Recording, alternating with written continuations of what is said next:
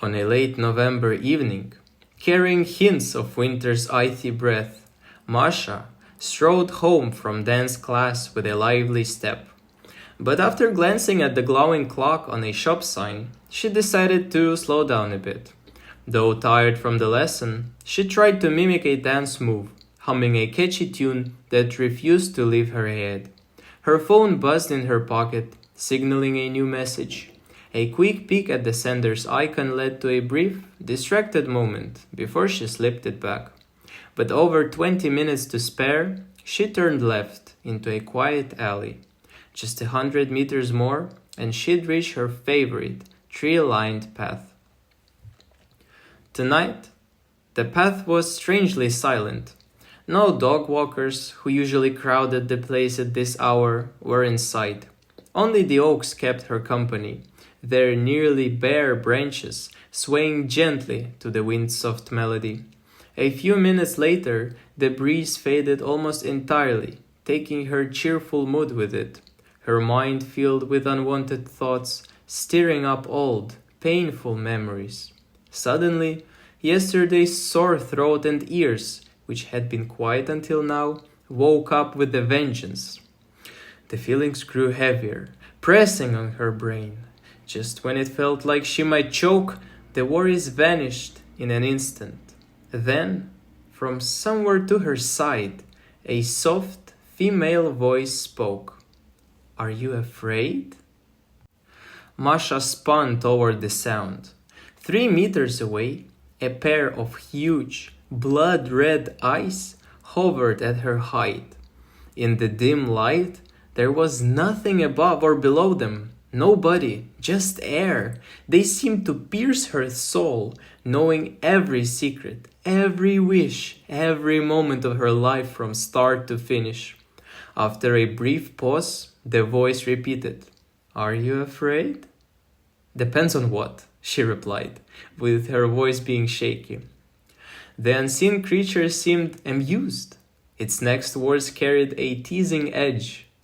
"Well, look at you, so bold. Let's see how long that lasts."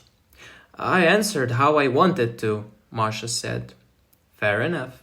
So, my dear, why did I come to you?" "You? I mean, you came to me?" "I think there's a mistake." "Sorry to disappoint, but no mistake. I only appear to those who need my help. You're not the only one, of course. Let's just say I was passing by and noticed you." "Okay, but I'm fine. I don't need anything." "Are you sure?" 100%. "Then can I prove you wrong?" "I guess so." "Perfect. Let's begin our little test." "Test?" Masha asked. "Exactly. What are you going to do to me?" "Let's just say we'll see what you're made of." Do we have to, and why so fast?" "Some questions you can't have answers to yet." "But what if I don't want this? Even if I ask for help, shouldn't I be able to say no?" "Sorry, darling, there's no turning back now. When you're ready, just snap your fingers." But fine, okay." For a minute, the street was dead quiet. Masha heard only her racing heartbeat and the thud of blood in her veins. Sounds she wasn't used to. She'd faced plenty of odd moments in life, but nothing like this. Fear wrestled with curiosity inside her. At first, they were neck and neck. But the childlike wonder won out. Her right hand lifted and gave a small snap. The sharp click echoed, and everything changed. The streetlights flickered out, plunging the world into pitch black. The cracked pavement beneath her smoothed into a glossy floor, flawless and cold. 10 meters ahead, a gray mist glowed faintly, stretching outward, yet somehow flat as a wall. Well, it's obvious what I need to do, Masha thought. Just walk toward it and get this over with.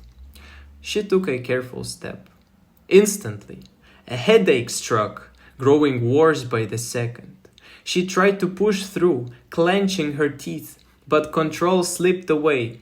Her vision darkened. Her body no longer felt like hers. The tiredness vanished, replaced by 1,000 tiny needles brushing her skin, lightly scratching. It was like floating forever. Then, all at once, the needle stabbed deep, bringing a wave of searing pain. A raw scream tore from her throat. As it faded, the agony stopped. The creature's voice sounded almost impressed. "Not bad. I expected less. Time for your next step." Masha flinched, shaking off the pain's echo, and stepped forward again with a determined glare. Nothing happened at first. Then an unseen force grabbed her and yanked her downward, far below the earth. Air rushed past, twisting her body in wild spins. Her hands flew to her face, refusing to budge. The fall felt endless, time and space meaningless. Suddenly, it stopped, fear loosened its grip, and her senses returned. Something cold pressed against her. She pushed herself up with her hands and gasped. A vast, frozen lake stretched before her, edged by tall ice peaks that glowed under a huge setting sun. "My God, it's beautiful!" she breathed. "I wouldn't get too excited yet," the voice warned. Those familiar red eyes were still there, watching. As if on cue, a long howl sounded behind her. Masha frowned and glanced around. Ice spread in every direction, unbroken except for those hovering eyes. After a moment, she asked the obvious, "So, what do I do?" "Survive, my dear, survive and keep going." "Is this a game?" No, this is very real. Treat it like a joke if you want, but the ending might not be so funny." Masha didn't reply. "Then I'll move," she thought. "Standing still isn't smart. I'll walk and save my strength." 5 minutes later, the howl came again, closer this time. "That's bad," she muttered. "Time to run." She bolted, sprinting as fast as she could. Snow began to fall, small flakes at first, drifting lazily onto the sparkling ice. Then more joined, weaving a white blanket. A wind kicked up, tearing at the snow's work, scattering it wildly. Her senses dulled. Only raw fear, a heavy weight in her body, and the biting cold eating at her insides kept her half alive, swinging between life and death. "Not yet, not like this," she whispered to herself, clinging to her fragile life. Time stayed behind on that far-off alley where this all began. All she could do was run through the blinding dark. After who knows how long, her legs screamed in protest. Pain bent her lower, stealing her breath. Another 10 meters and she collapsed, face first, into a mix of snow and ice shards. The howl closed in, but she didn't care anymore. When it roared right beside her, something shoved her hard. She tumbled through the air and landed again, shallower this time. Her fading nerves begged her to flee, but she just grinned, a crazy, frozen smile. She knew she was being eaten, slowly, with relish, like prey that couldn't escape. It felt like forever. Then, a red flash flared nearby, silencing a pitiful whine. Strong hands rolled her onto her back. Blurry eyes met her rescuer, a stunning young woman in a red evening dress, unbothered by the cold. 2 sharp fangs peeked from her lips. Masha wouldn't have recognized her except for those eyes. Those same red sparks that dragged her into this mess. Once cold and piercing, they now held real pity and warmth. The fanged figure spoke quickly. You won't believe this, but I actually feel bad. First time for me. How about I warm you up and get you some food? Deal? Yeah, sounds good, Masha mumbled. Great, let's go. Oh, and you can call me Martha if you want. Something happened next, but Masha's strength gave out and darkness took over. When she came back to consciousness, her eyes snapped open. She was naked, in a steaming tub, foam bubbling around her, the scent of lavender cutting through the haze. Oddly, it didn't bother her. The room, a bathroom probably, mixed styles from different times, fancy Baroque, elegant Renaissance, and simple classicism. Shelves lined the walls, packed with countless bottles and jars of who knows what. The tub was ceramic, with a gold rim that shined under 4 flickering candles, not gas lamps, which wouldn't fit this strange place. A meter away, Martha sat, watching her. Noticing Masha stir, she asked, Hey, how do you feel? Better than usual if we're talking normal days. Compared to all that, amazing. Martha's face twisted slightly, her tone shifting. So, what do I owe you? Masha asked. Owe me?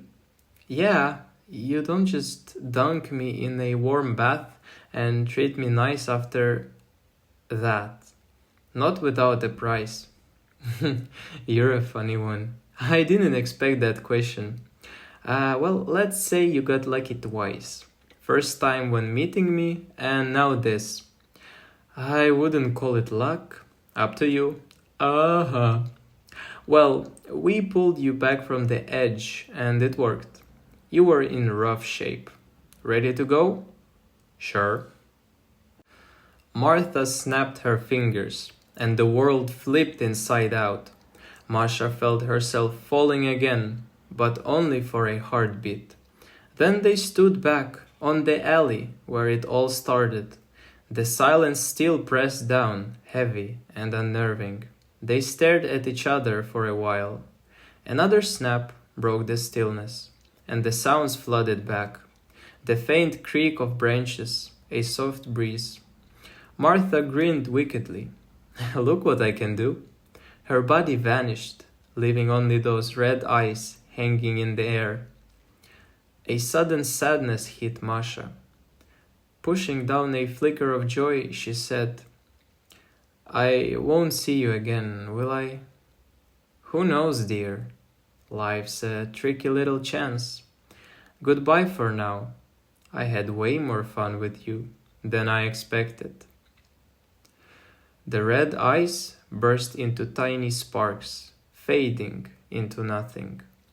Masha walked home slowly, keeping her gaze on the moon. Its pale light felt different now, cold and familiar. A faint chill yawned in her chest, not pain, but a whisper of that frozen lake she couldn't dance to.